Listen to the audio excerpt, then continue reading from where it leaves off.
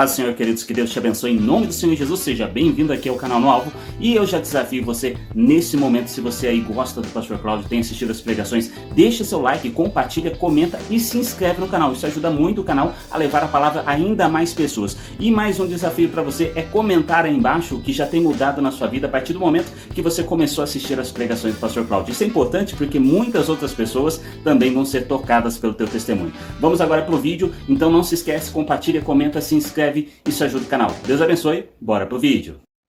Lucas, capítulo 15, eu vou só fazer uma reflexão com vocês. Lucas, capítulo 15, eu vou ler muito e vou falar pouco. As parábolas são as parábolas dos perdidos. Lucas 15, coloca para mim aí na tela que todo mundo acompanha. E chegavam-se a ele todos os publicanos e pecadores para o ouvir. E os fariseus e os escribas murmuravam dizendo: este recebe pecadores e come com eles. E ele lhes propôs esta parábola dizendo: que homem dentre vós, tendo 100 ovelhas e perdendo uma delas, não deixa no deserto as 99 e vai após a perdida até que venha a achá-la. E achando-a, põe sobre os seus ombros, cheio de júbilo, e chegando em sua casa, convoca os amigos e vizinhos, dizendo-lhes: alegrai-vos comigo, porque já achei a minha ovelha perdida. Digo-vos que assim haverá alegria no céu, por um pecador que se arrepende, mais do que por 99 justos, que não necessitam de arrependimento. Ou qual a mulher, que tendo 10 dracmas, se perder uma dracma, não acende a candeia, e varre a casa, e busca com diligência até achar. E achando-a, convoca as amigas e vizinhas, dizendo: alegrai-vos comigo, porque já achei a dracma perdida. Assim vos digo, que há alegria diante dos anjos de Deus por um pecador que se arrepende. E disse: certo homem tinha 2 filhos. O mais moço deles disse ao pai: pai, dá-me parte da fazenda que me pertence. E ele repartiu por eles a fazenda. E poucos dias depois, o filho mais novo, ajuntando tudo, partiu para uma terra longínqua e ali desperdiçou sua fazenda, vivendo dissolutamente. E havendo ele gastado tudo, houve naquela terra uma grande fome e começou a padecer necessidades. E chegou-se a ele um dos cidadãos daquela terra, o qual mandou para os seus campos a apacentar porcos. E desejava encher o estômago com as bolotas que os porcos comiam, e ninguém lhe dava nada. Caindo em si, disse: quantos trabalhadores de meu pai têm abundância de pão, e eu aqui pereço de fome. Levantar-me-ei, irei ter com meu pai, dir-lhe-ei: pai, pequei contra o céu e perante ti, já não sou digno de ser chamado teu filho, faz-me como um dos teus trabalhadores. E levantando-se foi para seu pai, e quando ainda estava longe, viu o seu pai, e moveu-se de íntima compaixão, e correndo lançou-se ao pescoço e o beijou. E o filho lhe disse: pai, pequei contra o céu e perante ti, já não sou digno de ser chamado teu filho. Mas o pai disse aos seus servos: trazei depressa a melhor roupa, vestiu, e põe-lhe um anel na mão e sandália nos pés.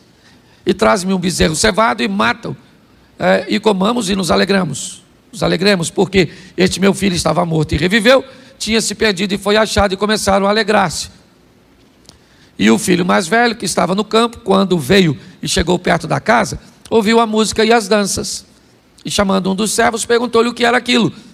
E ele lhe disse: veio teu irmão, e teu pai matou um bezerro cevado, porque recebeu são e salvo. Mas ele se indignou e não queria entrar, e saindo o pai, estava com ele. Mas respondendo ele, disse ao pai: eis que eu te sirvo há tantos anos, e nunca transgredi o teu mandamento, e nunca me deste um cabrito para alegrar-me com os meus amigos. Vindo, porém, este teu filho, que desperdiçou a tua fazenda com meretrizes, mataste-lhe o bezerro cevado. E ele disse: filho, tu sempre estás comigo, e todas as minhas coisas são tuas. Mas era justo alegrarmos e regozijarmos, porque este teu irmão estava morto e reviveu, tinha se perdido e foi achado. Terminou aí?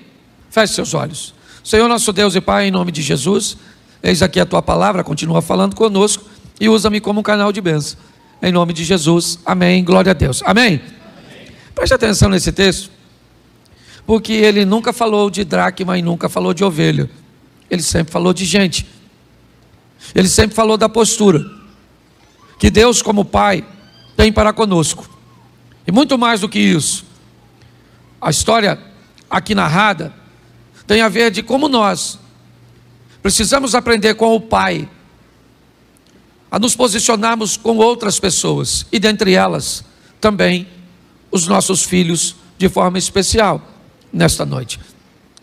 A proposta de Jesus é falar de coisas extremamente valiosas, mas como disse o irmão aqui na hora da oferta, às vezes nós, como ser humano, temos muita dificuldade de fazermos a leitura de valores para Deus, porque na maioria das vezes trabalhamos com a mente terrena.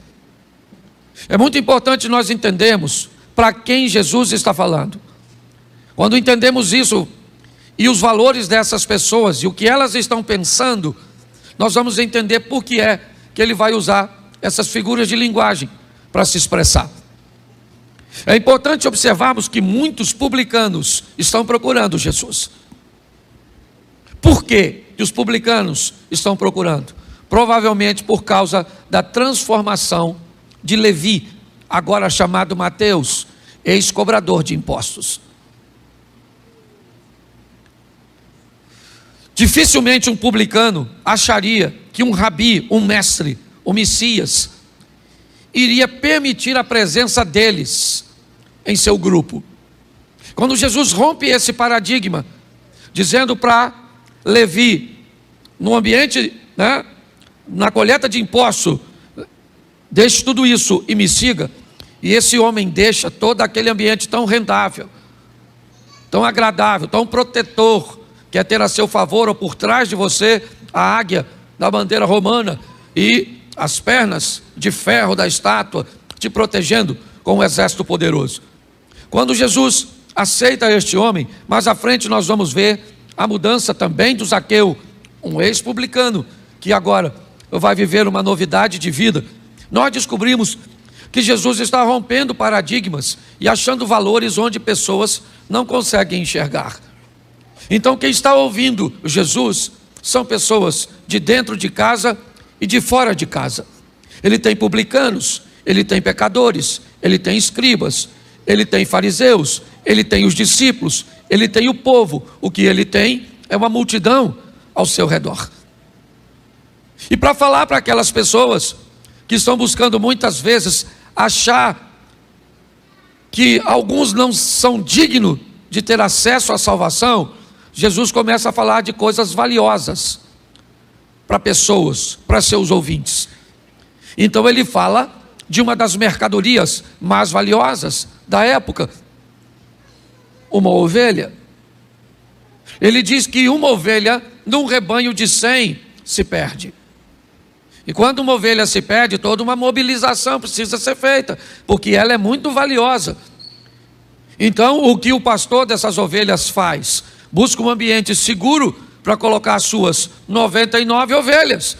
Mas ele só perdeu uma, é apenas 1%, não interessa, mas ela tem tanto valor que ele desloca as suas ovelhas para um ambiente seguro e sai em busca da ovelha perdida. Por quê? Porque ele não quer levar prejuízo financeiro. Os ouvintes de Jesus estão entendendo isso. O que Jesus está dizendo é que quando você e eu vivemos situações onde o prejuízo é material, nós sabemos como vamos nos posicionar. Por quê? Porque o que nós reconhecemos com muita facilidade é o mundo físico, é a perda, é o dinheiro, são os bens. Tudo bem, esse indivíduo perde sua ovelha, ela vai embora, se desgarra, talvez sem perceber que as outras estão se deslocando, talvez atraída por uma graminha mais verde, talvez por causa disso ela foi embora, e ele então coloca as ovelhas em lugar seguro e sai caminhando em busca de sua ovelha, acha, coloca ela nas costas, volta e comunica a seus vizinhos: olha, gente, pode ficar tranquilo, porque eu achei a minha ovelha, é hora de comemorar. O prejuízo, ele não vai acontecer, beleza? Para isso, ele usa a figura de um homem. Para trazer as coisas numa amplitude geral, global, o próximo exemplo também é de perda material. Agora não é uma ovelha, é grana, é espécie, é liquidez. Agora não é um homem, agora é uma mulher. Agora não é lá fora, agora é aqui dentro. É dentro de casa. Uma mulher tem 10 e ela perde 1.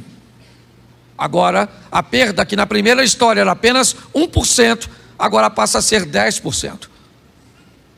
E o texto diz que quando essa mulher, narrado por Jesus, perde uma moeda, pronto. Diz que ela acende uma candeia e começa a varrer a casa e procurar. Por quê? Porque tem prejuízo. Se tem prejuízo material, eu vou atrás, eu vou descobrir onde é que ela está. Eu preciso fazer com que esse prejuízo saia da minha vida. Então eu vou atrás. Eu não sei se os ouvintes estão entendendo, mas Jesus nunca falou de moeda e nunca falou de ovelha.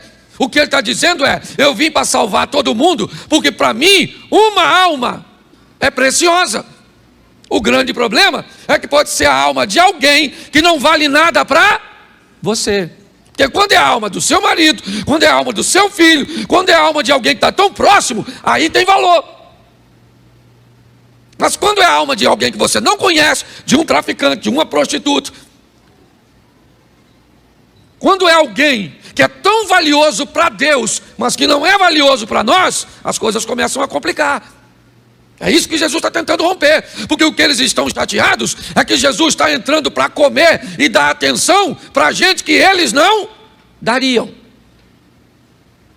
Então eles não apenas não dão atenção, como eles não querem que essas pessoas recebam. Olha só, e quem são esses? Eles também são filhos.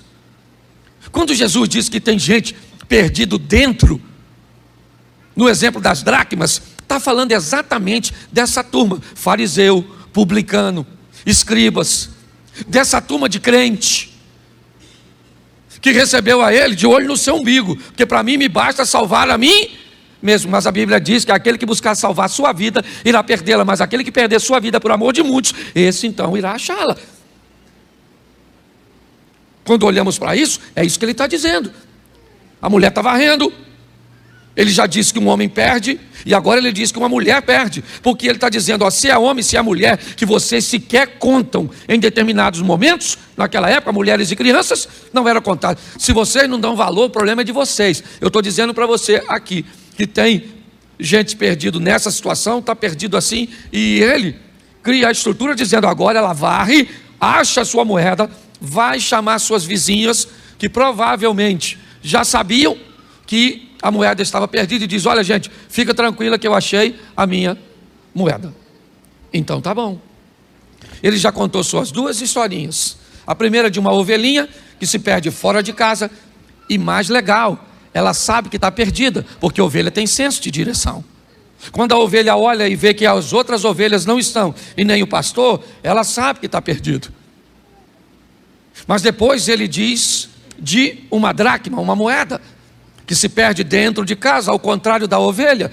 Me parece que Jesus está falando de seus filhos, filhos que se perdem em ambientes diferentes. Uns fora de casa, outros dentro de casa. Um fazendo besteira lá fora, outros fazendo besteira aqui dentro. Mas o que Jesus está dizendo é: agora, o pai, que na figura também representa o pastor, ou a dona da dracma, que corre atrás daquilo que tem valor. Ele diz: agora o pai, ele tem 2 filhos. O mais moço deles, tomado provavelmente de um espírito aventureiro. Me parece que esse texto expõe o jovem olhando para fora e descobrindo o que está acontecendo lá do lado de fora. Como é que as coisas estão fora da casa do pai.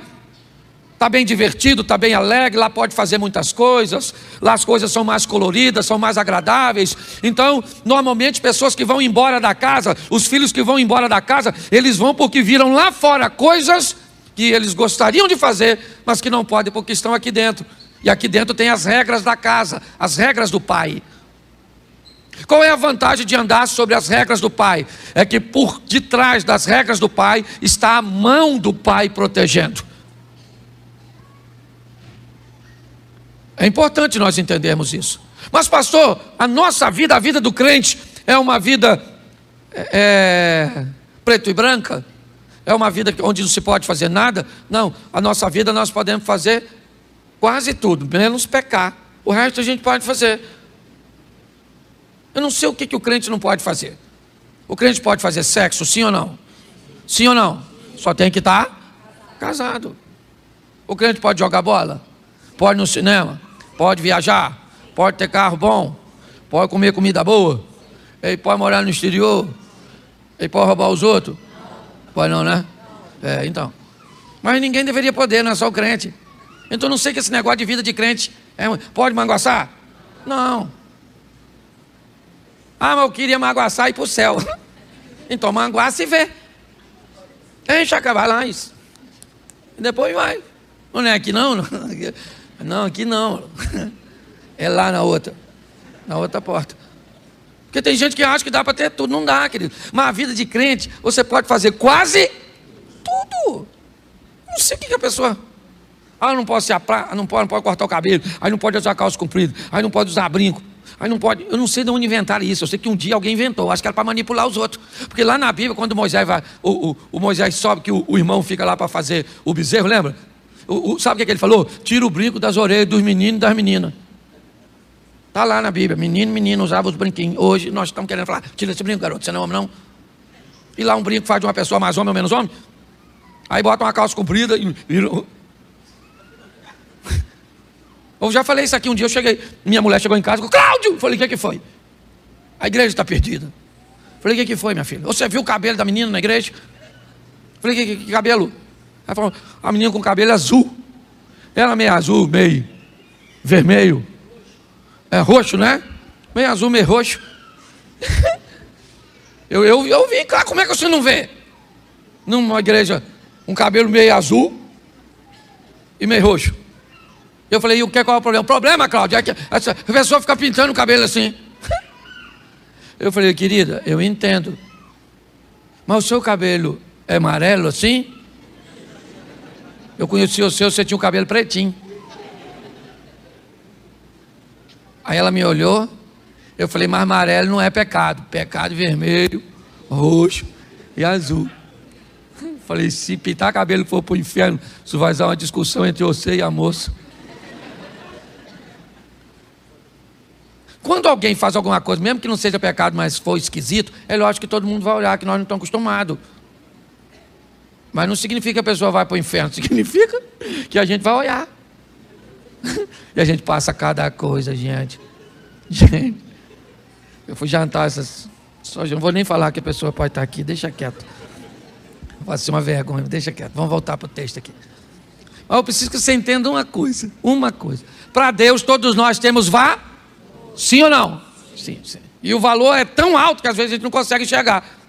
Então o que ele está dizendo é o seguinte, ele tem 2 filhos, e o mais moço deles, essa turma que muitas vezes nos toma de assalto, tem muito a ver com idade não, mas com aquele espírito aventureiro que de vez em quando pega a gente. Pega, estou cansado de ver moleque de 50, 60 anos que vira tchutchuca. Você já viu? Bota uns roupas. Você fala, não. Meu Deus do céu. Às vezes nós também homens. Eu já cheguei em casa com camisa que meu filho falou comigo assim. É pro senhor, pai? Eu falei, gostei. Ele falou, pai, isso não é pro senhor não, rapaz. Sua idade, você já atravessou o cabo da Boa Esperança. Porque às vezes parece que entra na gente. Há um tempo atrás surgiu uma moda de uma camiseta que vinha aqui, lembra? O cara que tinha uma barriguinha que usava aquilo parecia uma cobra que engoliu uma veraneca assim, uma rã. Era horroroso, mas às vezes porque está na moda. Então às vezes baixa na gente um espírito aventureiro, sim ou não? Sim. Então me parece que é isso, é um espírito perigoso. Que toma esse filho, que me parece tem pouca experiência, ainda tem pouca desenvoltura, ainda está aprendendo as lições da vida, e ele se encanta com aquilo que está acontecendo, porque às vezes encanta. A vida dos outros lá fora, os bares, as músicas, os ambientes, podem sim nos atrair. Por isso, volta e meia, você vê a história de alguém em algum lugar, numa situação, numa coisa. Às vezes acontece isso. Acontece. E me parece que nesse ambiente, ou esse ambiente fez com que o rapaz quisesse ir embora. Aqui, Jesus está dizendo que ele pede autorização. Me dá parte dos meus bens. Mas o que o rapaz está dizendo em si é: eu quero ir embora. Eu quero sair daqui. Isso aqui não está legal para mim, eu quero ir embora. Eu quero conhecer a outra vida que tem fora desses muros, fora desses ambientes. Eu quero. E o pai disse: então vai. Eu não quero que você ache e olhe agora porque o filho pegou as coisas do pai. Não, não, não, não. Tem gente que não pega nada, tem filho que não pega nada da gente. Ele simplesmente diz: olha, eu vou viver a minha vida. Eu agora trabalho, sou dono do meu nariz, eu vou embora. E o pai disse: então vai, querido. Você quer ir? Vai embora. Vai viver a sua vida. E ele vai para um ambiente que para ele é acolhedor, é legal, é novidade. Me parece que o texto aqui quer mostrar que o pai dá ao filho alguma coisa, exatamente para mostrar como é que as pessoas fora se comportam quando você chega tendo algo a oferecer. Como a vida muda quando você perde os bens materiais que valem lá fora. Lembra? Ovelhinha e dracma. É disso que o pai está falando. Então toma, o que eu estou te dando? Ovelha e dracma. Vai embora com as ovelhas e as dracmas. E quando ele chega lá fora, com um carro, com a casa, com a roupa, com um relógio, com uma grana para pagar alguma coisa, para fazer alguma coisa, pronto. Todo mundo quer você por perto. Todo mundo tem interesse em você. Não que exista relacionamento sem interesse. Não, não é disso que eu estou falando. Todos os relacionamentos trazem consigo interesse. Nem sempre eles são monetários, mas sempre são interesses. Essa é a grande verdade. Quando Jesus está expondo isso, é isso. Ele vai embora com recursos. Onde? Lá fora. Quem é ele? Ele é o gentio. Ele é o camarada que não é judeu. Ele é a mulher samaritana. Ele é a mulher sirofenícia. Ele é o endemoniado gadareno. Ele é a turma que está perdida lá fora. Está perdido lá fora. É isso que Jesus está dizendo. Mas tem tanto valor quanto qualquer outro. É ele que Jesus quer trazer de volta. E ele vai. Mas ao contrário da dracma e da ovelha, o pastor foi buscar. Mas e o filho? O pastor não vai buscar? Ou o pai não vai buscar? Vai. Do mesmo jeito. A diferença é que ao invés de vassoura ou de um ombrinho para trazer a ovelhinha, vai aqui, ó. O período em que o filho viveu com o pai estava aqui, ó. Então ele vai embora. E lá fora, quando ele começa a perder as coisas, ele descobre um ambiente predatório. Que lá fora, as pessoas te avaliam pelo que você tem. É assim que funciona, goste você ou não. É desse jeito. Dependendo de como você chega vestido, o carro que você chega, as pessoas te avaliam desse jeito. Se é certo ou se é errado, não foi eu que criei, mas funciona assim. Eu conheço gente, não vou falar o nome, que quando eu estava num ambiente de itinerância, ele alugava carro para ir pregar em igreja. Porque ele me dizia assim: pastor, se eu for com... Na época eu era presbítero, nem pastor era. Se eu for com o meu, eles me dão uma oferta pequena. Quando eu chego num carro bom, olha só, e não é mentira não, é verdade. Se alguém bater na porta da sua casa de terno e gravata, você recebe muito melhor e com mais atenção, sim ou não? É verdade. A aparência é algo importantíssimo. Você gosta disso ou não? Quando nós vemos isso, ele começa a gastar. A palavra pródigo tem a ver com o gastador, com aquele que esbanja. Mas o que está acontecendo com esse cara é que ele está perdendo. O que Jesus está querendo mostrar é que enquanto ele estava na casa, ele estava ganhando. E não ganhando apenas grana. Não era isso. Ele ganhava com a presença do Pai, com a proteção do Pai, cuja qual ele não tem lá fora. Lá fora ele perde. E quando ele começa a perder, porque o que Jesus está dizendo é: não há ganho para quem vive fora da casa do Pai, porque a Bíblia diz que não adianta ganhar o mundo inteiro e perder. Não tem lucratividade nisso. E ele está lá. E o pai está onde sempre esteve. Não há mudança na casa do Pai. A casa do Pai está em ordem, o Pai continua do mesmo jeito, é imutável, ele é o mesmo hoje, né? Ontem, hoje e será eternamente. Quando o cara está lá fora, aí ele diz: poxa, eu não devia estar aqui, eu não devia estar onde estou. Lá na casa do meu pai, aqui ó, o pai não está lá, não tem vassourinha, não tem. Não é assim que funciona. O pai, ele busca levar informações, seja hoje através do Evangelho para você que está nos visitando e entrou aqui, o que o Pai está dizendo para você, que consciente ou inconscientemente, você pode estar dentro ou fora. Quando nós olhamos para esse ambiente, o filho diz: eu vou voltar. Mas será que ele me recebe? Sim, a porta sempre vai estar aberta, a não ser quando ela fechar a nível de salvação. Aí já era. Enquanto a porta da Arca de Noé, que era na tipologia, a representação do Cristo, aquele que salva, aquele que entrar vai estar salvo. Enquanto a porta está aberta, você entra e sai. Ela pode fechar de duas formas: ou ela fecha quando Cristo volta, ou ela fecha quando você morre. Quando a porta da vida fecha, você não tem mais espaço para escolher. Enquanto você está vivo, você pode escolher. Por quê? Porque ele ainda não voltou e você ainda não foi. Mas quando essa porta fecha, querido, já era.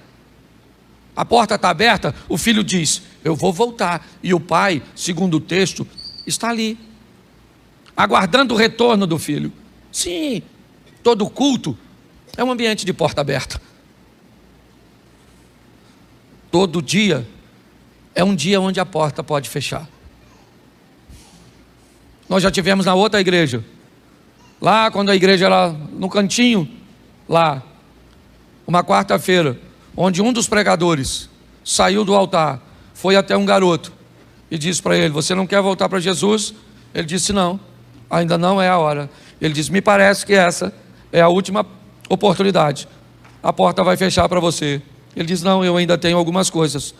Eu fui, se não me falha a memória, eu estava em Belo Horizonte, e aí o pastor Osias me ligou e disse: irmão, mataram fulano na frente do cartório. A porta fechou. Eu espero que o tiro não tenha matado ele na hora. Eu aprendi uma coisa: todas as pessoas que conhecem Jesus e não morrem subitamente, dificilmente não recorrem a ele na hora da morte. A minha grande preocupação é que nem sempre você tem tempo, ou quando tem tempo, às vezes não conhece o caminho. Quando nós olhamos esse texto, o filho volta e o pai o recebe, devolve o símbolo da família, dá para ele a dignidade e diz a ele que ele retorna como membro da família. Voltou. Eu não vou falar sobre ele hoje, mas nós temos um outro filho, um filho que nunca foi embora, mas que nunca esteve dentro. Alguém provavelmente que conhecia todas as coisas e que a reclamação que ele faz é descabida. Ele diz para o pai: o senhor matou um bezerro cevado, o que é preparado para os momentos especiais, e deu para o outro, e nunca me deu um cabrito. O pai aqui disse o quê? Meu filho, tudo que eu tenho é teu. O cabrito estava aí. Provavelmente você nem amigo tem, camarada. Por isso que nunca matou um cabrito, porque não sabe reconhecer o valor dos outros. Está assim de gente que se perde muitas vezes dentro da igreja, se perde olhando a vida dos outros, ao invés de entender que todas as vezes que entrar alguém perdido, está tão perdido quanto nós, ou talvez um pouco mais, porque hoje estamos mais perto de Deus do que um dia estivemos. Precisamos entender o valor das pessoas, o quanto ela vale. Se não vale para você, ela vale para Deus. Eu às vezes peco demais, errando a medida, por ser compassivo demais.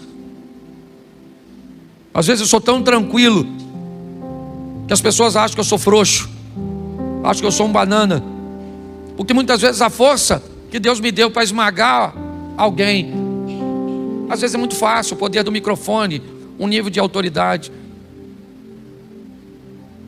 mas fazer algo contra alguém que o meu Deus ama, para mim é muito desafiador. E às vezes eu posso errar na medida também, ser complacente demais, e acabo prejudicando ao invés de ajudar. Mas eu queria que hoje você entendesse que o nosso Pai aguarda o nosso retorno. Às vezes estamos dentro da casa, dentro da igreja, mas não estamos tão próximos dos valores e dos princípios do Pai. O Pai está feliz porque o Filho voltou, e o indivíduo que mora com o Pai está triste pelo mesmo motivo. Ele sequer é capaz de chamar o indivíduo de irmão. Esse teu filho que gastou tudo com meretrizes, como esse teu filho? Esse é teu irmão. Se você não é capaz de tratar a sua esposa bem, lembre-se que antes de ser sua esposa, ela é sua irmã. Cuidado, porque em algumas ocasiões o seu pai também é teu sogro. Então preste bem atenção no que você vai falar, como você vai cuidar das pessoas. Essa é uma história sensacional, onde não tem ovelhas, não tem dracmas, tem gente o tempo inteiro, gente se perdendo dentro, gente se perdendo fora, mas gente que para tudo para se ir atrás. É isso que a Bíblia está dizendo. E hoje eu fecho aqui dizendo: não desista de seus filhos, pare tudo. Às vezes nós estamos tão preocupados em arrumar dinheiro, em fazer tantas coisas, e a única coisa, eu lembro quando meu casamento estava quase acabando, por causa de um ministério tão bem sucedido. Nossa, eu tinha 2 ou 3 malas, elas estavam prontas, era só chegar em casa, dar um beijo na esposa, virar as costas e ir embora. Eu nunca preguei, eu nunca cobrei para pregar em igreja nenhuma. Eu ganhei a minha primeira oferta depois de 12 anos que eu pregava. Eu fiquei 12 anos pregando sem ganhar R$1. Hoje eu posso dizer para você que mesmo não cobrando, as ofertas que eu ganho nos lugares que eu vou, talvez seja uma das maiores de todos os itinerantes e pastores do Brasil. Mas eu nunca cobrei. Mas depois de um tempo eu pude trazer muito recurso para casa. É verdade. Pude dar à minha mulher e os meus filhos muito mais dignidade do que eu tinha dado. Até que um dia, ao chegar em casa para viajar novamente, ela pediu que eu sentasse no sofá. E ela me disse: Cláudio, eu preciso te explicar uma coisa. Eu já vivi com você sem dinheiro. Não era fácil, mas eu já vivi com você sem dinheiro e eu sei viver. Mas eu não quero viver com seu dinheiro sem você.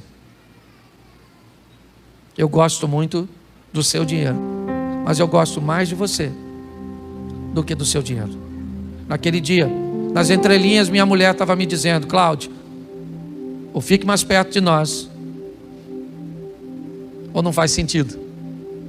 Eu lembro uma vez que eu cheguei em casa na segunda-feira e meu filho Caio me disse: pai, o aniversário, não lembro agora de quem foi, era de um parente, foi muito legal. Aí eu falei: como aniversário, rapaz? O aniversário de fulano foi no sábado.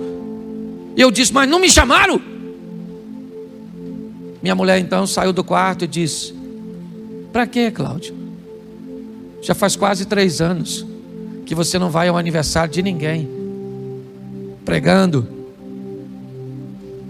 Eu olhei e falei: cara, tem alguma coisa de errado nisso. Aliás, você está numa igreja que nasceu por causa disso.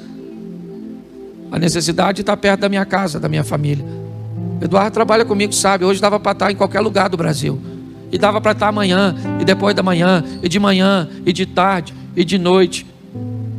Eu já cheguei a receber quase 300 convites por dia. Essa semana passada ele me disse que nós estamos chegando perto dos 100 por dia. Só para você ver, e é difícil dizer não, se não tiver algo mais importante. Então cuide de sua casa, de sua família, de seus filhos, de sua esposa. Porque posso falar a verdade para você? É o que vai sobrar. Eu ando aí na rua, eu vejo cara. Esse dia eu peguei o voo com um camarada, que há uns anos atrás, jogaram ele dentro do elevador que eu estava, no aeroporto. De tanta gente que queria tirar foto com ele. Mas era muita gente. Você não está entendendo, era muita gente. O Galeão estava lotado para tirar foto com 2 caras. Eram jogadores de futebol. Eu tinha ido buscar um técnico para fazer uma manutenção. E eu estava dentro do elevador. Quando ele abriu, jogaram os 2 caras de mochila, batendo papo. Faz uns 2 anos eu peguei um avião. Um desses caras estavam lá. Ninguém falou com eles. 2 pessoas no avião. Ainda pediu para tirar uma foto comigo. E eu lembrei, se aquele cara que viveu aquilo tudo não era mais notado, um dia ia passar, porque um dia passa. Um dia você não é mais interessante para o seu patrão. Um dia você não é mais interessante para o mercado de trabalho. Um dia você não é mais interessante para muitas pessoas. Por isso você precisa de uma família. Porque um dia que você não interessar mais a ninguém, na sua casa tem uma mulher que se interessa por você. Tem um filho que se interessa por você. Tem um neto que se interessa por você. E tem um Deus que se interessa por você sempre.